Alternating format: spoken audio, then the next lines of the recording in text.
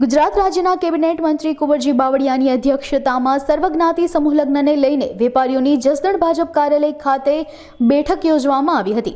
કુંવરજી બાવળિયાની અધ્યક્ષતામાં ગયા વર્ષે સર્વે જ્ઞાતિઓની 50 દીકરીઓના અમરાપુર સંસ્થા ખાતે લગ્ન કરવામાં આવ્યા હતા, ત્યારે ફરી આગામી 13 ફેબ્રુઆરીના રોજ 125 સર્વજ્ઞાતિ દીકરીના લગ્નનું આયોજન કરવામાં આવ્યું છે, જેને લઈને સર્વજ્ઞાતિના સભ્યોની કમિટી રચવાની છે અને લગ્નને લઈને મીટિંગ ગોઠવવામાં આવી હતી। જસદણ વિસ્તારની અંદર ગયા વર્ષે પ્રથમ સર્વજ્ઞાતિ સમૂહ લગ્નનું આયોજન ખૂબ સફળતાપૂર્વક પાર પાડેલ।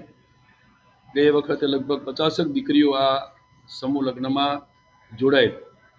ફરી આ વખતે સૌ સમાજના લોકોને સાથે રાખીને સર્વજ્ઞાતિ સમૂહ લગ્નના આ બીજો સમૂહ લગ્ન એના આયોજન માટે અહીંયા મળવાનું થયું હતું।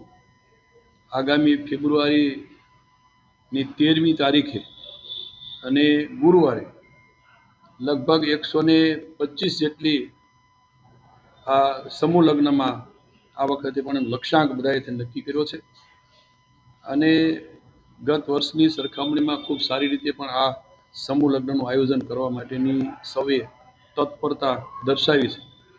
એટલે અમે બધા સૌ સર્વજ્ઞાતિ સમૂહ લગ્નમાં સૌ જ્ઞાતિના આગેવાનો અને ખાસ કરીને દાતાઓ પણ આજે જેમણે ગઈ વખતે મદદ કરી હતી અને આ વખતે પણ બધા જ સમાજમાંથી એક પ્રતિનિધિ જોડી અને એક સર્વજ્ઞાતિ સમૂહ લગ્નની કમિટી બને અને એ સમિતિના માધ્યમથી જ આ સર્વજ્ઞાતિના સમૂહ લગ્નનું આયોજન ફરી આ બીજી વખતનું થાય એના ભાગરૂપે આજે મળવાનું થયું હતું।